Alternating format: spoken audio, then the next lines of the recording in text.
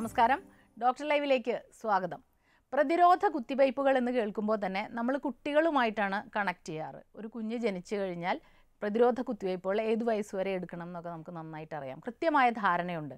എന്നാൽ ഇത് കുട്ടികൾക്ക് മാത്രമുള്ളതാണോ? മുതിർന്നവരിൽ പ്രതിരോധ കുത്തിവയ്പ്പുകൾ എടുക്കണം എന്നുണ്ടോ?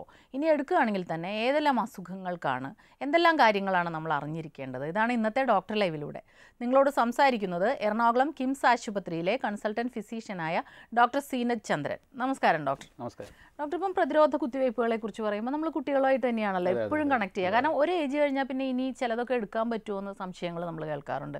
അപ്പോൾ യഥാർത്ഥത്തിൽ കുട്ടികൾക്ക് മാത്രമുള്ളതാണോ പ്രതിരോധ കുത്തിവയ്പ്പുകൾ? മുതിർന്നവർക്കും ഇത് ആപ്ലിക്കബിൾ ആണോ? കുട്ടികളെപ്പോലെ തന്നെ മുതിർന്നവർക്കും അസുഖങ്ങൾ വരാനുള്ള സാധ്യത ഉള്ളിടത്തോളം കാലം മുതിർന്നവരിലും പ്രതിരോധ കുത്തിവയ്പ്പുകൾക്കൊരു പങ്കുണ്ട്. പക്ഷേ സ്മിത പറഞ്ഞതുപോലെ തന്നെ നമ്മളൊരു കുട്ടി ജനിക്കുമ്പോൾ ഒരു ആശുപത്രിയിൽ നിന്ന് കുട്ടിയെ ഡിസ്ചാർജ് ചെയ്യുമ്പോൾ തന്നെ നമുക്കൊരു ഇമ്മ്യൂണൈസേഷൻ കാർഡ് കിട്ടുന്നുണ്ട്. അപ്പം കുട്ടി ജനിക്കുമ്പോൾ തന്നെ നമ്മൾ കൊടുക്കുന്ന ചില ഇഞ്ചെക്ഷൻസ് ഉണ്ട്. അതുപോലെ TB വരാതിരിക്കാനുള്ള BCG, oral polio vaccine, ഇതൊക്കെ നമ്മൾ കൊടുക്കും. ഇതിൻ്റെ കൂടെ തന്നെ കുട്ടിക്ക് ഒരു കാർഡും കൊടുക്കും. കുട്ടിയുടെ height, weight, baby of so and so എന്ന് എഴുതിയിട്ടുണ്ടാവും. ഇന്ന ദിവസങ്ങളിൽ കൊണ്ടുവരണം, ഇന്ന മരുന്നുകൾ കൊടുക്കണം. ഇതെല്ലാം കൃത്യമായിട്ടൊരു ഷെഡ്യൂളുണ്ട്. അപ്പോൾ ഇതോടുകൂടെ നമ്മുടെ മനസ്സിൽ പതിയുന്ന ഒരു കാര്യം എന്ന് പറഞ്ഞാൽ കുട്ടികൾക്ക് വേണ്ടി നമ്മൾ ചെയ്യേണ്ട ഒരു കാര്യമാണെന്നുള്ളൊരു ഉത്തരവാദിത്തം മാതാപിതാക്കൾക്കുണ്ടാകുന്നു. സോ അത് അവർ ഫോളോ ചെയ്യുകയും ചെയ്തു. പിന്നെ ഇത് നമുക്ക് സ്കൂളിൽ കുട്ടീനെ ചേർക്കാൻ ആവശ്യമാണ്. ഇപ്പോൾ പല കാര്യങ്ങൾക്കും ഇനിയിപ്പോൾ നമ്മൾ ആധാർ ലിങ്ക്ഡും കൂടെ ആക്കുന്നതോടുകൂടെ കുട്ടിയുടെ ബയോമെട്രിക്സ് വരുന്നതിൻ്റെ കൂടെ തന്നെ ഇമ്മ്യൂണൈസേഷൻ സ്റ്റാറ്റസും കൂടെ എവിടെ വേണമെന്നാൽ പോലും നമുക്ക് അസസ് ചെയ്യുന്ന രീതിയിലോട്ട് കാര്യങ്ങൾ വരും. പക്ഷേ മുതിർന്നവരെ സംബന്ധിച്ചിടത്തോളം ഇങ്ങനെ ഒരു ഷെഡ്യൂൾഡ് പ്രോട്ടോക്കോൾ നമുക്ക് അടുത്ത കാലം വരെ ഉണ്ടായിരുന്നില്ല. പക്ഷേ ഈ അടുത്ത കാലങ്ങളായിട്ട് ഇപ്പം CDC എന്ന് പറഞ്ഞിട്ടും അമേരിക്കയിലൊക്കെ 2005 തൊട്ട് തന്നെ വളരെ ഡിസീസ് പ്രിവെൻഷൻ എന്ന് പറയുന്ന അവർക്ക് പ്രത്യേകം ഡിപ്പാർട്ട്മെൻറ്റ് തന്നെ ഉണ്ട്. അമേരിക്കൻ ഫിസിഷ്യൻസ് അസോസിയേഷനുണ്ട്, അതുപോലെ തന്നെ അമേരിക്കൻ ഡയബറ്റീസ് അസോസിയേഷനുണ്ട്. ഇതേപോലെ ഡെവലപ്മെൻറ്റ് സ്റ്റഡീസിൽ വരുന്ന കാര്യങ്ങൾ, അതേപോലെ ഡെമോഗ്രാഫിക് വിദഗ്ധർ, ഇവരെല്ലാം കൂടെ ഇരുന്നിട്ട് ഒരു പ്രോട്ടോക്കോൾ ഇതിനുണ്ടാക്കിയിട്ടുണ്ട്. പക്ഷേ ഇന്ത്യയിൽ അങ്ങനെ ഒരു പക്കാ പ്രോട്ടോക്കോൾ ഈ അടുത്ത കാലം വരെ ഉണ്ടാക്കിയില്ലെങ്കിലും ഇപ്പോൾ മിക്കവാറും സ്റ്റാൻഡേർഡ് ഹോസ്പിറ്റൽസിലും നമ്മുടെ സർക്കാർ ഇതിനൊരു നിയമമായിട്ടോ കുട്ടികൾക്കുള്ളതുപോലെ നമ്മളങ്ങോട്ട് മസ്റ്റായിട്ട് ചെയ്യേണ്ട ഒരു കാര്യമായിട്ട് പറഞ്ഞിട്ടില്ലെങ്കിൽ പോലും നമ്മളത് ചെയ്തു തുടങ്ങിയിട്ടുണ്ട്. അതുകൊണ്ട് അതിൻ്റേതായിട്ടുള്ള പ്രയോജനമുണ്ട്. സ്വാഭാവികമായിട്ട് നമുക്കുണ്ടാകുന്ന ഒരു സംശയമുണ്ട്. അപ്പോൾ എന്തിനാണ് മുതിർന്നവരിൽ പ്രതിരോധ കുത്തിവയ്പ്പുകൾ എന്ന് വെച്ചാൽ കുട്ടികളിലൊക്കെ എടുത്തിട്ടുണ്ട്, ഇത്ര വർഷമൊക്കെ നിൽക്കുന്നതുണ്ടാവാം, പിന്നെ എന്തിനാണ് മുതിർന്നവർക്ക്? ഏതെല്ലാം അസുഖങ്ങൾ? നമുക്കിപ്പം ഹെപ്പറ്റൈറ്റിസ് B എന്ന് പറയുന്ന അസുഖത്തിനെ കുറിച്ച് എടുക്കാം. ഹെപ്പറ്റൈറ്റിസ് B മെഡിക്കൽ സയൻസുമായിട്ട് ബന്ധപ്പെടുന്ന ഒരു സംഗതിയാണ്. ലാബോറട്ടറിയിൽ ജോലി ചെയ്യുന്ന ആൾക്കാർ, നഴ്സുമാർ, ഡോക്ടേഴ്സ്, ബോഡി ഫ്ലൂയിഡ്സുമായിട്ട് ബന്ധമുള്ള ആൾക്കാർ, അപ്പോൾ ഇവർക്കെല്ലാം ഒരു പ്രൊഫഷണലായിട്ടുള്ള ഒരു റിസ്ക് ഉണ്ട്. ഒരാളിനെ നമ്മൾ അഡൽട്ട് ഇമ്മ്യൂണൈസേഷനിൽ രണ്ട് കാര്യങ്ങളാണ് നോക്കുന്നത്. ഒന്ന്, കുട്ടിയായിരിക്കുന്ന സമയത്ത് എടുത്തിരിക്കുന്ന ഇമ്മ്യൂണൈസേഷൻ്റെ സ്റ്റാറ്റസ്. രണ്ടാമത്തെ വിഷയം എന്ന് പറഞ്ഞാൽ ഇപ്പോൾ അയാളുടെ ജോലിയിൽ അല്ലെങ്കിൽ പ്രൊഫഷണലായിട്ട് അയാൾക്കുള്ള റിസ്ക്. അപ്പോൾ റിസ്ക്കും ഇമ്മ്യൂണൈസേഷൻ സ്റ്റാറ്റസും വെച്ചിട്ടാണ് ഇനി മുതിർന്നവരിൽ എന്തൊക്കെ തരത്തിലുള്ള പ്രതിരോധ കുത്തിവയ്പ്പുകൾ വേണമെന്ന് പറഞ്ഞു. ഞാൻ ഹെപ്പറ്റൈറ്റിസ് ബിയുടെ കാര്യം പറയാൻ ഉദ്ദേശിച്ചതെന്ന് പറഞ്ഞാൽ നമ്മുടെ ജോലിയുമായിട്ട് ഹോസ്പിറ്റലിൽ ജോലി ചെയ്യുന്ന ഒരാളിനെ സംബന്ധിച്ചിടത്തോളം ഹെപ്പറ്റൈറ്റിസ് ബിക്ക് ഒരു റിസ്ക് ഉണ്ട്. അപ്പോൾ അതുകൊണ്ട് അവർക്ക് ഹെപ്പറ്റൈറ്റിസ് ബി ഇമ്മ്യൂണൈസേഷൻ സാധാരണമാണ്. ഫോർ എക്സാമ്പിൾ, ഇപ്പോൾ നമ്മൾ ചില രാജ്യങ്ങളിലോട്ട് പോകുന്നു, അപ്പോൾ തന്നെ നമ്മുടെ ചില കുട്ടികൾ പഠിക്കാനായിട്ട് ചില സ്ഥലങ്ങളിൽ പോകുന്നു. ചില രാജ്യങ്ങളിൽ ഇന്ന സംഗതികൾ ഇമ്മ്യൂണൈസേഷൻ വേണമെന്ന് അവർക്ക് നിയമങ്ങളുണ്ട്. അപ്പോൾ അതിനനുസരിച്ച് നമ്മുടെ അഡൽട്ട് ഇമ്മ്യൂണൈസേഷൻ കൊടുക്കാൻ നമ്മൾ ബാധ്യസ്ഥരാണ്. ഓക്കെ, അപ്പോൾ ഇതുപോലുള്ള പല അസുഖങ്ങൾക്കും ഇപ്പോൾ എടുക്കേണ്ടതുണ്ട്. ഇനി അടുത്തൊരു ക്വസ്റ്റ്യൻ വരുന്നത് എന്താണെന്ന് വെച്ചാൽ എപ്പോഴാണ് ഇത് എടുക്കേണ്ടതെന്നുള്ളത്. ചില അസുഖങ്ങൾക്ക് നമ്മൾ ഇത്ര ദിവസങ്ങൾക്ക് മുൻപേ, ഇത്ര നാളുകൾക്ക് മുൻപേ എടുത്താലേ അത് ഗുണമുള്ളൂ എന്നുള്ളത്. അപ്പോൾ അതെങ്ങനെയാണ് നമ്മൾ? ഇപ്പോൾ നമുക്ക് ഇൻഫ്ലുവൻസ വാക്സിൻ്റെ കാര്യം തന്നെ എടുക്കാം. നമ്മളിപ്പോൾ എനിക്ക് തോന്നുന്നു ഏറ്റവും കൂടുതൽ കൊടുക്കുന്ന ഒരു വാക്സിൻ, അഡൽട്ട് വാക്സിൻ എന്ന് പറയുന്നത് ഈ ഇൻഫ്ലുവൻസ വാക്സിനാണ്. ഇൻഫ്ലുവൻസ വാക്സിൻ നമ്മൾ എല്ലാ വർഷം കേൾക്കുന്നുണ്ട്. H1N1 അല്ലെങ്കിൽ H1N2. ഇതൊരു ഗ്രൂപ്പ് ഓഫ് വൈറസസ് ആണ്. ഈ വൈറസസിൻ്റെ ഒരു പ്രശ്നം എന്ന് പറഞ്ഞാൽ ഓരോ വർഷവും അതിന് മ്യൂട്ടേഷൻ വന്നുകൊണ്ടിരിക്കുക. ഇന്ന് കാണുന്ന വൈറസ് അല്ല അടുത്ത വർഷം ഉണ്ടാകുന്നത്. അപ്പോൾ ഇതൊരു സീസണൽ ഡിസീസാണ് ഇൻഫ്ലുവൻസ. സാധാരണ രീതിയിൽ ഒക്ടോബർ, നവംബർ മാസങ്ങളിൽ തണുപ്പ് കാലം, കോൾഡ് ക്ലൈമറ്റ്, ആ ഒരു സമയങ്ങളിലാണ്, വാമായിട്ട് വരുന്ന സമയങ്ങളിലാണ് ഇത് വരിക. അപ്പോൾ ഓരോ വർഷത്തെ ഇൻഫ്ലുവൻസ വാക്സിൻ ഡിഫറെൻ്റ് ആണ്. അപ്പോൾ ഇൻഫ്ലുവൻസ വാക്സിൻ നമ്മൾ ഇപ്പോൾ കൊടുക്കുമെന്ന് ചോദിച്ചാൽ ഇൻഫ്ലുവൻസ വാക്സിൻ ഒരു ആനുവൽ വാക്സിനാണ്. വർഷത്തിലൊരു പ്രാവശ്യം മാത്രമേ നമ്മൾ കൊടുക്കുകയുള്ളൂ. അപ്പോൾ എല്ലാവരും ഇത് എടുക്കുന്നത് നല്ലതാണ്. അപ്പോൾ അതുകൊണ്ട് കിട്ടുന്ന പ്രൊട്ടക്ഷൻ എന്ന് പറഞ്ഞാൽ ഈ H1N1 ഉൾപ്പെടെയുള്ള ഏകദേശം 20-23 ടൈപ്പ് ഓഫ് വൈറസസിനെതിരായിട്ട് നമ്മൾ പ്രിവെൻറ്റ് ചെയ്യുകയാണ്. പിന്നെ അത് എപ്പോൾ കൊടുക്കുന്നതെന്ന് ചോദിച്ചാൽ ഈ ഔട്ട് ബ്രേക്ക് ഓഫ് ഫ്ലൂവിന് വരുന്നതിന് മുമ്പ്, ഫ്ലൂ വരുന്നതിന് ഏകദേശം അറ്റ്ലീസ്റ്റ് 1 മാസം മുമ്പെങ്കിലും കൊടുക്കുമ്പോഴാണ് നമുക്കതിൻ്റെ പ്രയോജനം കിട്ടുകയുള്ളൂ. പിന്നെ കഴിഞ്ഞ വർഷത്തെ വാക്സിൻ ഈ വർഷം കൊടുത്തിട്ട് എന്തെങ്കിലും പ്രയോജനം ഉണ്ടോ എന്ന് ചോദിച്ചാൽ ഇല്ല. കാരണം ഈ വർഷത്തെ വൈറസ് സ്ട്രെയിൻസ് നേരത്തെയാണ്. അപ്പോൾ അത് നേരത്തെ തന്നെ അതിൻ്റെ വിദഗ്ധർ അതിനെക്കുറിച്ച് പഠിച്ച് ഈ വർഷം വരാനുള്ള വൈറൽ സ്ട്രെയിൻസ് എന്തൊക്കെയാണ്, ഏതൊക്കെയാണ് വരാൻ സാധ്യത, അതിനനുസരിച്ചിട്ടാണ് വാക്സിൻ നമുക്ക് മാനുഫാക്ചറേഴ്സും സപ്ലൈ നമുക്ക് തരുന്നത്. ഇനി അടുത്തത് വരുന്നത് ന്യൂമോകോക്കൽ വാക്സിനാണ്. അപ്പം അത് എന്തിനു വേണ്ടിയുള്ളതാണ്, എപ്പോഴാണ് എടുക്കുന്നത്? ന്യൂമോകോക്കൽ വാക്സിൻ എന്ന് പറഞ്ഞാൽ സ്ട്രെപ്റ്റോകോക്കൽ ന്യൂമോണിയ എന്ന് പറഞ്ഞിട്ട് വരുന്ന ഒരു ഗ്രൂപ്പ് ഓഫ് വാക്സിൻസ് ഉണ്ട്. അത് മീൻസ് അസുഖങ്ങളുണ്ട്. അതായത് സ്ട്രെപ്റ്റോകോക്കൽ ന്യൂമോണിയ, സ്ട്രെപ്റ്റോകോക്കസ് കൊണ്ട് വരുന്ന ന്യൂമോണിയ, ലങ്സിനുണ്ടാകുന്ന ഇൻഫ്ലമേഷൻ, അതുപോലെ തന്നെ ചില ടൈപ്പ് ഓഫ് മെനിഞ്ചൈറ്റിസ്, സെപ്സിസ്, ഇങ്ങനെയുള്ള കാര്യങ്ങളിലെല്ലാം ഈ സ്ട്രെപ്റ്റോകോക്കൽ അണുക്കൾ ഒരു പ്രാധാന്യമുണ്ട്. അപ്പോൾ ആ സ്ട്രെപ്റ്റോകോക്കസ് കൊണ്ട് വരുന്ന ന്യൂമോണിയയ്ക്ക് പ്രിവെൻറ്റ് ചെയ്യാനാണ് നമ്മളിത് എടുക്കുക. ഇതെടുക്കുന്ന ആൾക്കാരാരെന്ന് ചോദിച്ചു കഴിഞ്ഞാൽ റിസ്കി പോപ്പുലേഷൻ എന്ന് പറയും. 65 വയസ്സ് കഴിഞ്ഞിട്ടുള്ള ആൾക്കാർക്ക് ഇതിനകത്തുള്ള റിസ്ക് കൂടുതലുണ്ട്. ഡയബറ്റീസ് ഉള്ളവർക്ക് ഇതിനകത്ത് റിസ്ക് കൂടുതലുണ്ട്. ഇമ്മ്യൂണോ കോംപ്രമൈസ്ഡ് ആയിട്ടുള്ളവർക്ക് റിസ്ക് ഉണ്ട്.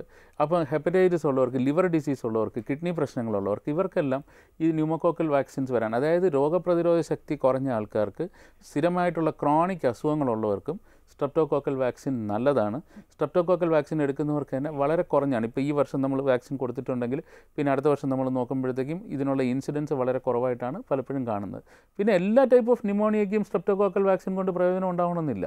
ഈ ഒരു ഗ്രൂപ്പ് ഓഫ് അണുക്കൾ കൊണ്ട് വരുന്ന അസുഖങ്ങൾക്ക് മാത്രമേ നമുക്ക് അതിനുള്ള ബെനിഫിറ്റ് കിട്ടുന്നുള്ളൂ. ഒരു പരിധി വരെ നിയന്ത്രിക്കാം. ഒരു പരിധി വരെ നിയന്ത്രിക്കാം. ഈ അസുഖങ്ങളുടെ ഒരു കുഴപ്പമെന്ന് പറഞ്ഞാൽ നമുക്ക് ഇപ്പം ഡയബറ്റീസ് ഉള്ള ഒരാളിന് ഒരു ന്യൂമോണിയം കൂടെ വരുമ്പം അദ്ദേഹത്തിന് നമ്മൾ ട്രീറ്റ് ചെയ്യേണ്ടി വരുന്ന ഡയബറ്റീസിന് മാത്രമല്ല, ഡയബറ്റീസിന് ട്രീറ്റ് ചെയ്യണം, ന്യൂമോണിയയ്ക്ക് ട്രീറ്റ് ചെയ്യണം, ആശുപത്രി കിടക്കുന്നതിൻ്റെ ദിവസങ്ങൾ കൂടും, പെട്ടെന്ന് ഡിസ്ചാർജ് ചെയ്യാൻ പറ്റുകയില്ല, അതിൻ്റെ കോസ്റ്റ് ഫാക്ടർ വരും. പക്ഷേ ഒരു അസുഖം പ്രിവെൻറ്റ് ചെയ്യാൻ പറ്റിയാൽ, ഈവൻ ഇഫ് ഇറ്റ് ഗീവ്സ് ഒരു 80% ബെനിഫിറ്റാണ് അതിന് കിട്ടുന്നതെങ്കിൽ പോലും ഒരു അസുഖം പ്രിവെൻറ്റ് ചെയ്യാൻ പറ്റിയാൽ അതിന് അതിൻ്റേതായിട്ടുള്ള ബെനിഫിറ്റ് ഉണ്ട്. ഓക്കെ. മറ്റൊന്ന്, ഇപ്പം റാബീസ് ഒക്കെ പോലത്തെ പ്രശ്നങ്ങൾക്ക് ഇതുപോലെയുള്ള വാക്സിനേഷൻ എത്രത്തോളം പ്രയോജനമാണ്, എങ്ങനെയാണ് അത് ചെയ്യേണ്ടത്? ഇപ്പം നമുക്ക് റേബീസ് വാക്സിൻ വളരെ, ഇപ്പം വീട്ടിൽ പെറ്റ്സ് ഇപ്പം ഒരു കോമൺ സംഗതിയായിട്ട് മാറിക്കൊണ്ടിരിക്കുകയാണ്. ഇപ്പോൾ എല്ലാവരുടെ വീട്ടിലും പട്ടിയുണ്ട്, പിന്നെ ചിലയിടത്ത് ക്യാറ്റ്സ് ഉണ്ട്, ഇപ്പോൾ പെർഷ്യൻ ക്യാറ്റ്സ് ഉണ്ട്, അതുപോലെ ഒത്തിരി കാര്യങ്ങൾ, ഇപ്പം മൃഗങ്ങൾ തന്നെ പല ടൈപ്പ് ഓഫ് മൃഗങ്ങൾ നമ്മുടെ വീട്ടിലൊക്കെ നമ്മൾ വളർത്തുന്നുണ്ട്. ഈവൻ ചെറിയ ഫ്ലാറ്റിലാണെങ്കിൽ പോലും പലരും ചെറിയൊരു പട്ടിയൊക്കെ വളർത്തുന്ന ഒരു ശീലമുണ്ട്. അപ്പോൾ ഇങ്ങനെ ഒരു കാര്യം വരുമ്പോഴത്തേക്കും നമ്മൾ 2 ടൈപ്പ് ഓഫ് എക്സ്പോഷറാണ് ഉണ്ടാവുക. ഒന്ന് പ്രീ എക്സ്പോഷർ, നമ്മളെ പട്ടി കടിച്ചിട്ടില്ല, പട്ടിയെ നമ്മളൊന്നും ചെയ്തിട്ടില്ല, പക്ഷേ എന്നാൽ പോലും നമ്മൾ അതുമായിട്ട് കോൺടാക്റ്റ് വരാൻ പോവാണ്. ഇപ്പോൾ ഫോർ എക്സാമ്പിൾ ഒരു വെറ്റിനറി ഡോക്ടർ, അങ്ങേരുടെ പ്രൊഫഷൻ്റെ ഭാഗമാണ്, അങ്ങേരെ മൃഗങ്ങളുമായിട്ടുള്ള കോൺടാക്റ്റ് പുള്ളിക്കാരന് വരും. അപ്പോൾ അദ്ദേഹം എന്ത് പറ്റുമെന്ന് പറഞ്ഞാൽ പ്രീ എക്സ്പോഷറായിട്ട് നമുക്ക് ഈ പ്രൊഫഷനിലോട്ട് പോകുന്നതിന് മുമ്പ്, അല്ലെങ്കിൽ 2 ആഴ്ച അല്ലെങ്കിൽ 3 ആഴ്ചയ്ക്ക് മുമ്പ് അദ്ദേഹത്തിന് ഈ വാക്സിൻ എടുക്കാം, പ്രീ എക്സ്പോഷർ വാക്സിനേഷൻ. പിന്നെ ഉള്ളത് പോസ്റ്റ് എക്സ്പോഷർ. നമ്മൾ ഒരാളെ പട്ടി കടിച്ചു, പട്ടി നക്കി, പട്ടിയുടെ മുഖം മാന്തി, അപ്പോൾ അതിനൊക്കെ തന്നെ ബൈറ്റ്സിന് ക്ലാസിഫിക്കേഷനുണ്ട്. ക്ലാസ് 1 ബൈറ്റ്, ക്ലാസ് 2 ബൈറ്റ്, അപ്പം ക്ലാസ് 3 ബൈറ്റ് എന്നൊക്കെ പറഞ്ഞിട്ട്. അപ്പോൾ ഈ ഇമ്മ്യൂണൈസേഷൻ ഈ ഓരോ ഡിഫറെൻറ്റ് ടൈപ്പ് ഓഫ് ബൈറ്റ്സിനും ഡിഫറൻ്റ് ആണ്. അപ്പോൾ ക്ലാസ് 1 ബൈറ്റ് ആണെങ്കിൽ ഇങ്ങനെ, ക്ലാസ് 1-നകത്താണ് തന്നെ എവിടെയാണ് നമ്മളെ പട്ടി കടിച്ചിരിക്കുന്നത്. ഇത് പക്ഷേ ഒരു കാര്യം മനസ്സിലാക്കാനുള്ളത്, റേബീസ് വാക്സിൻ നമുക്ക് ഇമ്പോർട്ടൻ്റ് ആണ്. പട്ടിയായാലും പൂച്ചയായാലും ഡൊമസ്റ്റിക് മൃഗങ്ങളായ പോലും, even if it is monkey and moreover നമുക്ക് റോഡൻസ്, ഇങ്ങനെയുള്ള പല കാര്യങ്ങളാണെങ്കിൽ പോലും റേബീസ് വരാനുള്ള സാധ്യത നമുക്കുണ്ട്. അപ്പോൾ റേബീസ് വന്നു കഴിഞ്ഞാൽ നമുക്ക് പ്രോപ്പറായിട്ടുള്ള ഒരു ട്രീറ്റ്മെൻറ്റോ, നമുക്ക് സർവൈവൽ ചാൻസസ് വെരി വെരി ബ്ലീക്കാണ്. അപ്പോൾ റേബീസിനെതിരായിട്ട് നമുക്ക് കൃത്യമായിട്ടുള്ള ഒരു ഇമ്മ്യൂണൈസേഷൻ പാറ്റേൺ ഉണ്ടായേ പറ്റത്തുള്ളൂ. അപ്പോൾ ഇങ്ങനെ ഒരു എക്സ്പോഷർ ഉണ്ടായിക്കഴിഞ്ഞാൽ ഉടനെ തന്നെ വൈദ്യസഹായം വേണം. ടെറ്റനസ് പോലത്തെ അല്ലെങ്കിൽ TD പോലത്തെ ഇഞ്ചെക്ഷൻസ് കൊടുക്കും. അതിൻ്റെ കൂടെ തന്നെ കാണുന്ന ഫിസിഷ്യൻ ആ വൂണ്ടും അതിൻ്റെ ഇതൊക്കെ നോക്കിയതിന് ശേഷം കൃത്യമായിട്ടൊരു പ്ലാൻ പറയും. നിങ്ങൾക്ക് ക്ലാസ് 1 ബൈറ്റാണ് അല്ലെങ്കിൽ ക്ലാസ് 2 ബൈറ്റാണ്. അങ്ങനെയുള്ള സാഹചര്യങ്ങളിൽ നിങ്ങൾ ആദ്യത്തെ 0, 3, 14, 28 എന്നൊക്കെ പറഞ്ഞിട്ടുള്ള ഷെഡ്യൂൾസിൽ എടുക്കാൻ പറയും. ചിലരുടെ 4 ഇഞ്ചെക്ഷൻസ് എടുക്കാൻ പറയും, ചിലരുടെ 6 ഇഞ്ചെക്ഷൻസ്. അത് അവിടുത്തെ ഡോക്ടറിൻ്റെ ഡിസ്ക്രിപ്ഷനാണ്. ഡോക്ടർ, നമുക്കൊരു ഇടവേളയ്ക്ക് ശേഷം തിരികെ വരാം. ഡോക്ടർ ലൈവിൽ ഒരു ഇടവേള.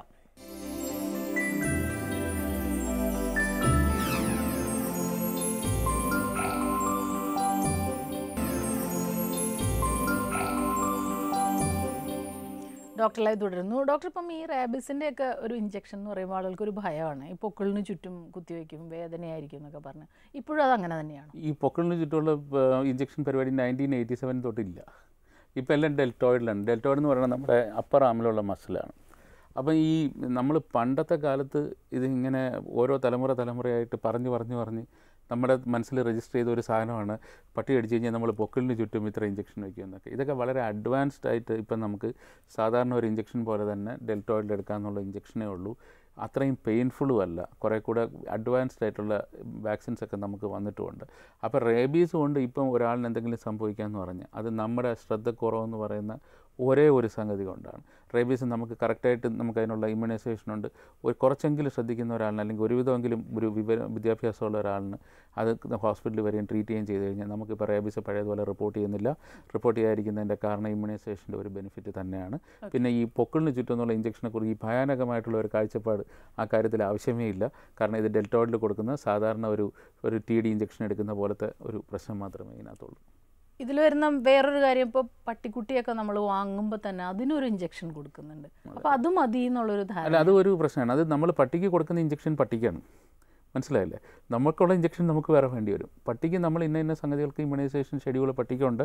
പട്ടിക്ക് അതിന് വെറ്ററിനറിയൻസ് ഇത് കൊടുക്കുന്നുണ്ട്. പട്ടിക്ക് നമുക്ക് വരില്ല. പക്ഷേ അതുകൊണ്ട് മാത്രം നമ്മൾ പ്രൊട്ടക്റ്റഡ് ആയെന്ന് അർത്ഥമില്ല. നമുക്ക് നമ്മുടേതായിട്ടുള്ള ഒരു ഇഞ്ചക്ഷൻ ഷെഡ്യൂളുണ്ട്. അപ്പോൾ ഞാൻ നേരത്തെ പറഞ്ഞല്ലോ, പ്രീ എക്സ്പോഷർ പ്രൊഫൈലാക്സിസ് അത് നമുക്ക് ചെയ്യാം. അതുപോലെ തന്നെ പട്ടിക്കിരുന്ന് നമുക്കൊരു ബൈറ്റ് കിട്ടിക്കഴിഞ്ഞാൽ ചെയ്യണം. പക്ഷേ ഒരു പട്ടി ഇമ്മ്യൂണൈസ്ഡ് ആകുമ്പോഴത്തേക്കും റേബീസ് വരാനുള്ള സാധ്യത വളരെ കുറയുമെന്നുള്ളത് ഞാൻ അംഗീകരിക്കുന്നു. പക്ഷേ പട്ടിക്ക് ഇഞ്ചക്ഷൻ കൊടുത്തിട്ടുണ്ട് എന്നുള്ള ഒരേ ഒരു സംഗതി കൊണ്ട് മാത്രം നമ്മളൊരു ബൈറ്റിനെ നെഗ്ലക്റ്റ് ചെയ്യേണ്ട കാര്യമില്ല. പലപ്പോഴും ഈ അർബുദമൊക്കെ വരുമ്പോൾ നമ്മൾക്ക് ഇതിനെന്തെങ്കിലും ചെയ്യാൻ പറ്റുമോ, മുൻപ് എന്തെങ്കിലും പ്രിക്കോഷൻ എടുക്കാൻ പറ്റുമോ എന്നുള്ളൊരു സംശയമൊക്കെ പലരും പറയാറുണ്ട്. വിശേഷിച്ച് എനിക്ക് തോന്നുന്നു പെൺകുട്ടികളിലൊക്കെ.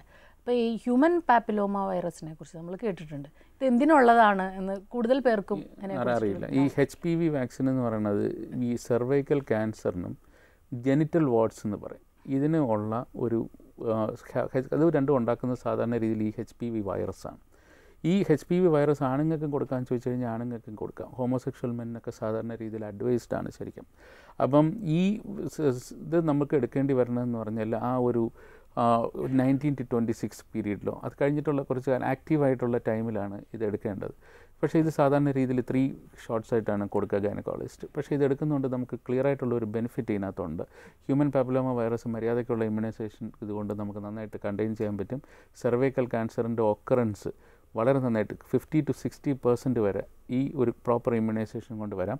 പക്ഷേ ഇത് കുറച്ച് എക്സ്പെൻസീവ് ആയിട്ടുള്ള ഒരു ഇഞ്ചക്ഷൻ ആയതുകൊണ്ടും ഗവൺമെൻറ് സപ്പോർട്ട് ഇതിനെ നമുക്കൊരു ഫ്രീ ഷെഡ്യൂൾ എന്ന് പറയുന്ന ഒരു സംഗതി ഇതിനകത്ത് വന്നിട്ടില്ലാത്തതുകൊണ്ടും it is an elective option. നമ്മൾ തന്നെ എലക്ട് ചെയ്യേണ്ടി വരും. ഇന്ന ഒരു നമ്മൾ സാധാരണ രീതിയിൽ പലയിടത്തും നമുക്ക് ഇതിനെക്കുറിച്ചുള്ള റൈറ്റപ്സ് ഒക്കെ ഇപ്പോൾ എല്ലാ ഹോസ്പിറ്റലിലും വെച്ചിട്ടുണ്ട്.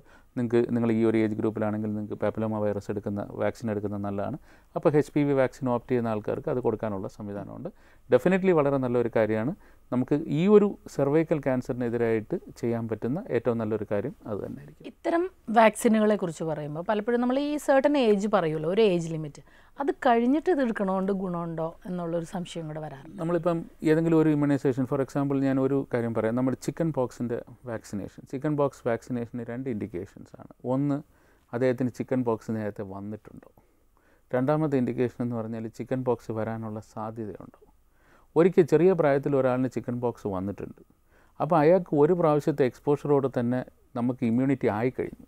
അയാൾക്കിനി രണ്ടാമത് പിന്നെ കൊണ്ടുപോയി ചിക്കൻ പോക്സിൻ്റെ വാക്സിൻ കൊടുക്കേണ്ട ആവശ്യമില്ല. ബിക്കോസ് ഒരു എക്സ്പോഷർ തന്നെ പുള്ളിക്കാരന് ആവശ്യമുള്ള ഇമ്മ്യൂണിറ്റി കിട്ടിക്കഴിഞ്ഞു. പക്ഷേ ചിക്കൻ പോക്സ് വരാത്ത ഒരാളിന് നമ്മളൊരു കമ്മ്യൂണിറ്റിയിലോട്ട് പോവുകയാണ്. അങ്ങനെയുള്ള ഒരു സാഹചര്യത്തിൽ നമുക്ക് ചിക്കൻ പോക്സിനെതിരായിട്ടുള്ള വാക്സിൻ ഡെഫിനറ്റ്ലി വേണം. അപ്പോൾ ഈ ഡിപ്പെൻഡ്സ് അപ്പോൺ നമ്മൾ ഏത് സാഹചര്യത്തിലാണ് അഡൽട്ട് ഇമ്മ്യൂണൈസേഷൻ റെക്കമെൻഡ് ചെയ്യുന്നുള്ളതാണ്. ഇതിപ്പം നമുക്കൊരു ഷെഡ്യൂൾ ഇല്ലാത്തതുകൊണ്ട് എപ്പോഴും ഇതിനകത്ത് ഒരു ഡോക്ടറിൻ്റെ അല്ലെങ്കിൽ ഒരു ഹെൽത്ത് കെയർ പ്രൊഫഷണലിൻ്റെ സഹായം ആവശ്യമാണ്. ഫോർ എക്സാമ്പിൾ പല ഇമ്മ്യൂണൈസേഷൻസ് പല സംഗതികളിലും കോൺട്രാ ഇൻഡിക്കേറ്റഡ് ആണ്. അതുപോലെ തന്നെ ചില അസുഖങ്ങളിൽ ചില വാക്സിനേഷൻസ് കൊടുക്കാൻ പാടില്ല. അപ്പോൾ ഈ പറഞ്ഞ കാര്യങ്ങളൊക്കെ ഒരു വിദഗ്ധനായ ഡോക്ടറിൻ്റെ സഹായത്തോടെ ഉപദേശത്തോടെ മാത്രം ചെയ്യേണ്ടതാണ്. പക്ഷേ ഞാൻ ഈ ചിക്കൻ പോക്സിൻ്റെ വാക്സിൻ പറഞ്ഞതുപോലെ തന്നെ നമ്മളിത് കൊടുക്കുന്നത് കൊണ്ട് ഡെഫിനറ്റായിട്ട് പ്രയോജനമുണ്ട്. പക്ഷേ ഇത് വന്നിട്ടുള്ള ഒരാളിന് കൊടുത്തിട്ട് ആവശ്യമില്ല. അതെ, അതോടൊപ്പം തന്നെ ഇപ്പോൾ ചിക്കൻ ബോക്സ് പലപ്പോഴും നമ്മൾ കേട്ടിട്ടുള്ളത് വീട്ടിലൊരാൾക്ക് ഇത് പുറത്തേക്ക് വരുമ്പോഴാണല്ലോ നമ്മൾ അറിയുന്നത്. പക്ഷെ അതിന് മുൻപേ തന്നെ ഈ അസുഖം തുടങ്ങിയിട്ടുണ്ടാവും. അപ്പോൾ വീട്ടിലുള്ള മുതിർന്നവർ ഇഞ്ചക്ഷൻ എടുക്കണമെങ്കിൽ അത് എപ്പോൾ എടുക്കണം എന്നുള്ളൊരു സംശയം. നല്ലൊരു കാര്യമാണ്. ഇതിപ്പോൾ നമുക്ക് ഒരു ആളിന് വീട്ടിലാർക്കും ചിക്കൻ ബോക്സ് ഇല്ല, ഒരു ഇമ്മ്യൂണൈസേഷൻ വളരെ നല്ലൊരു കാര്യമാണ്. ഒരാളിന് ചിക്കൻ ബോക്സ് ഇൻഫെക്ഷൻ വന്നു, പിന്നെ ബാക്കിയുള്ളവർക്ക് ഇഞ്ചക്ഷൻ കൊടുത്തു കഴിഞ്ഞാൽ എത്ര പ്രൊട്ടക്ഷൻ കിട്ടുമെന്നുള്ളത് ബുദ്ധിമുട്ടാണ്. കാരണം എന്ന് പറഞ്ഞാൽ നമ്മളിപ്പം വിചാരിക്കുന്ന പോലെ ഒരാളിന് വീട്ടിൽ ഒരു 5 പേരുണ്ട്, ഒരാളിന് ചിക്കൻ ബോക്സ് വന്നു ദേഹത്തെല്ലാം ഈ കുമിളകളെല്ലാം വന്നു, അതിനുശേഷം കൊടുക്കുന്ന പോസ്റ്റ് എക്സ്പോസ്ഡ് നമ്മൾ ഓൾറെഡി ആയിക്കഴിഞ്ഞു. പോസ്റ്റ് എക്സ്പോസ്ഡ് പ്രൊഫൈലാക്സിസ് എന്ന് പറയുന്ന ഒരു സംഗതി ചിക്കൻ ബോക്സ് വാക്സിന് ബുദ്ധിമുട്ടാണ്. നമുക്ക് അടുത്തൊരു കോളിലേക്ക് പോകണം. ഉറപ്പായിട്ടും. ഹലോ ഹലോ, നമസ്കാരം. നമസ്കാരം. ചോദിച്ചോളൂ. ഗുഡ് മോർണിംഗ് പറഞ്ഞോളൂ. സാറേ, ഞാൻ സൂറത്തിൽ നിന്നാണ് വിളിക്കാൻ, ഗുജറാത്തിലെ. അതെ, ഞാൻ ടി വിക്കകത്ത് കണ്ടുകൊണ്ട് വിളിക്കുകയാണ്. പ്രതിരോധ കുത്തിവയ്പ്പിൽ പ്രായം ചെന്ന ആൾക്കാർക്ക് എന്തോ കുഴപ്പം വല്ലതും ഉണ്ടോ സാറേ? ഒരു കുഴപ്പമില്ല, ചെയ്യേണ്ട ഒരു കാര്യമാണ്. പക്ഷേ ഒരു ഡോക്ടറിൻ്റെ സഹായം വേണം. എന്തൊക്കെ പ്രതിരോധ കുത്തിവയ്പ്പുകളാണ് വേണ്ടെന്നുള്ള കാര്യം, നമ്മുടെ രോഗവിവരങ്ങൾ, നമുക്ക് എന്തൊക്കെ അസുഖങ്ങളുണ്ട്, നമ്മുടെ പ്രായം, ഇങ്ങനെയുള്ള പല കാര്യങ്ങളെ ആശ്രയിച്ചിട്ട് ഒരു ഡോക്ടർ നിശ്ചയിക്കും എന്തൊക്കെ പ്രതിരോധ കുത്തിവയ്പ്പുകൾ നിങ്ങൾക്ക് എടുക്കാമെന്ന്. അപ്പം അതിനനുസരിച്ചിട്ടുള്ള ഒരു അഡ്വൈസ് കിട്ടാൻ ബുദ്ധിമുട്ടൊന്നുമില്ല. ഓക്കെ ഡോക്ടർ, നമുക്കൊരു ഇടവേളയ്ക്ക് ശേഷം തിരികെ വരാം. ഡോക്ടർ ലൈവിൽ ഒരു ഇടവേള കൂടി.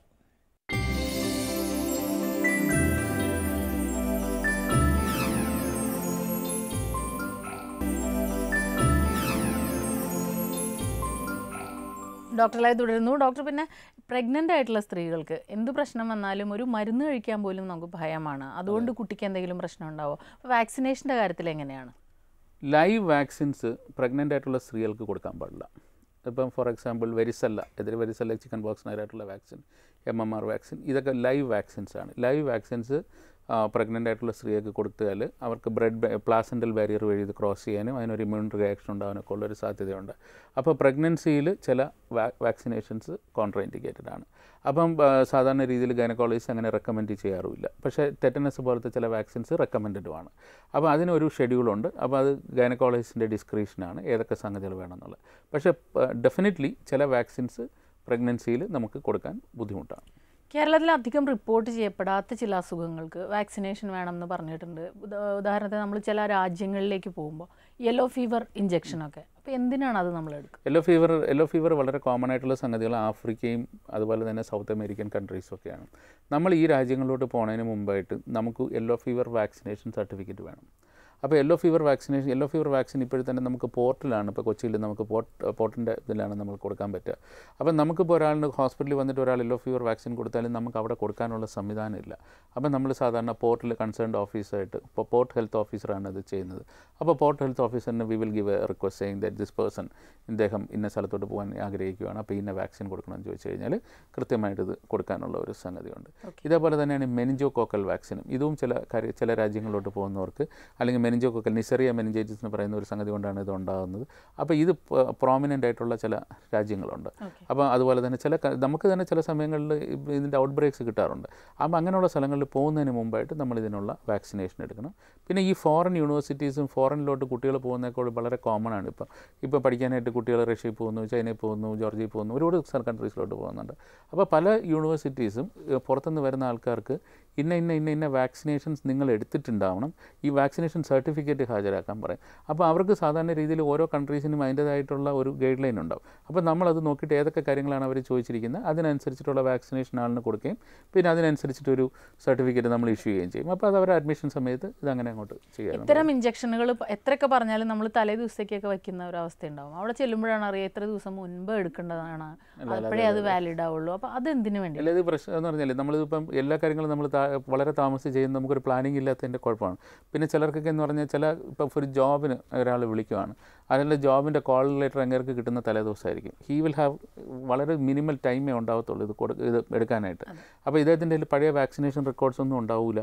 പിന്നെ സ്കൂളിൽ പോയി പഴയ വാക്സിനേഷൻ റെക്കോർഡ്സ് ചിലത് തപ്പിയെടുക്കേണ്ടി വരും. അവിടെയും 25 വർഷം മുമ്പുള്ള ഇത്രയും കാര്യങ്ങൾ ഉണ്ടാകണമെന്നില്ല, നമ്മൾ കമ്പ്യൂട്ടറൈസ്ഡ് അല്ല ഇപ്പോഴും. എന്നിട്ട് ചില പുതിയ സംഗതികൾ നമുക്ക് കൊടുക്കാൻ പറ്റും. ഇതെല്ലാം കൂടെ വെച്ചിട്ട് ആ പർട്ടിക്കുലർ ടൈമിൽ ഏതൊക്കെ കൊടുക്കാൻ പറ്റുമോ അതൊക്കെ കൊടുത്തു വിടും. പിന്നെ ലോക്കലായിട്ടുള്ള ഡോക്ടറിന് ഒരു ലെറ്റർ കൊടുക്കുക, ഇന്നാളിന് ഇത്രേ കൊടുക്കാൻ പറ്റിയിട്ടുള്ളൂ, ബാക്കി നിങ്ങളൊന്ന് അവിടെ കൊടുത്താട്ടെ എന്ന് പറഞ്ഞിട്ട്. അവസാനമായിട്ട് ഒരു ചോദ്യം കൂടെ. ഇതിപ്പം കുട്ടികൾക്ക് ഇപ്പോൾ ഡോക്ടർ നേരത്തെ സൂചിപ്പിച്ച പോലെ ഇന്ന ഡോക്ടർ നമ്മൾ പ്രസവത്തിന് കണ്ട പീഡിയാട്രീഷ്യന് തന്നെ ഉണ്ടാവും, അവിടെ പോയാൽ മതി എന്ന് നമുക്കറിയാം. പക്ഷേ ഈ മുതിർന്നവർക്ക് എങ്ങനെയാണത്? ഏതെങ്കിലും ഒരു ഹോസ്പിറ്റലിലേക്ക് ജസ്റ്റ് ചെന്നിട്ട് എനിക്ക് ഇന്ന പ്രതിരോധ വാക്സിൻ വേണമെന്ന് പറയാൻ പറ്റുമോ? അതോ ചില ഹോസ്പിറ്റൽസ് അതിന് വേണ്ടിയിട്ടുണ്ടോ? എല്ലാ ഒരു ഇൻറ്റേർണൽ മെഡിസിൻ ഡിപ്പാർട്ട്മെൻറ്റുള്ള ആശുപത്രികളിലെല്ലാം, അത് സർക്കാർ ആശുപത്രി ആയാലും ശരി, പ്രൈവറ്റ് ഹോസ്പിറ്റലായാലും ശരി, കോർപ്പറേറ്റ് ഹോസ്പിറ്റലായാലും ശരി, എല്ലാ ഫിസിഷ്യൻസും ഇതിനെക്കുറിച്ച് അവെയറാണ്. പിന്നെ പലരും പ്രോആക്റ്റീവായിട്ട് വാക്സിൻസിനെ കുറിച്ച് ചിലർ പറയാറില്ല. അതൊരു ഓപ്ഷണൽ സംഗതി ആയതുകൊണ്ട്. ഇപ്പം ഞാൻ ഒരു 60 വയസ്സുള്ള ഒരാളാണെങ്കിൽ, അല്ലെങ്കിൽ എനിക്ക് ഡയബറ്റീസ് ഉണ്ടെങ്കിൽ, അല്ലെങ്കിൽ എനിക്ക് ഇടയ്ക്കിടയ്ക്ക് ചെസ്റ്റ് ഇൻഫെക്ഷൻസ് വരുന്ന ഒരാളാണെങ്കിൽ എനിക്ക് എൻ്റെ ഡോക്ടറെ അടുത്ത് ചോദിക്കാം, ഡോക്ടർ ഇങ്ങനെ ഒരു സംഗതി ഉണ്ടല്ലോ, ഞാൻ ഇതിൽ ഏതൊക്കെ വാക്സിൻ എടുത്താൽ എനിക്ക് ഗുണമുണ്ടാവും. അപ്പോൾ നമ്മൾ അർജ് ചെയ്യാൻ ഉദ്ദേശിക്കുന്ന ഇതാണ്, നിങ്ങൾക്ക് ഇങ്ങനെയുള്ള എന്തെങ്കിലും ഒരു പ്രോബ്ലം ഉള്ള ഒരാളാണെങ്കിൽ, നിങ്ങളുടെ പ്രായം ഇതാണെങ്കിൽ, അല്ലെങ്കിൽ നിങ്ങൾ ഇന്ന സംഗതികളായിട്ട് എക്സ്പോസ്ഡ് ആണെങ്കിൽ, നിങ്ങളുടെ ഡോക്ടറിൻ്റെ അടുത്ത് തന്നെ, നിങ്ങളുടെ ഫിസിഷ്യൻ്റെ അടുത്ത് തന്നെ നിങ്ങൾക്ക് ചോദിക്കാം, ഡോക്ടർ എനിക്ക് ഇന്ന പ്രശ്നങ്ങളുണ്ടല്ലോ, എനിക്ക് ഈ വാക്സിനേഷൻ കൊണ്ട് പ്രയോജനം ഉണ്ടാവുക. അപ്പോൾ ഡോക്ടർ സജസ്റ്റ് ചെയ്യുന്നതിനനുസരിച്ച് ഈ ഇമ്മ്യൂണൈസേഷൻസ് എടുക്കുന്നതായിരിക്കും നല്ലത്. ഡോക്ടർ, നമ്മുടെ ഇന്നത്തെ ഡോക്ടർ ലൈവിൻ്റെ സമയം അവസാനിച്ചിരിക്കുകയാണ്. നന്ദി ഞങ്ങളോട് സഹകരിച്ചതിന്. Thank you. ഡോക്ടർ ലൈവിൻ്റെ ഈ അധ്യായം ഇവിടെ അവസാനിക്കുന്നു. നമസ്കാരം.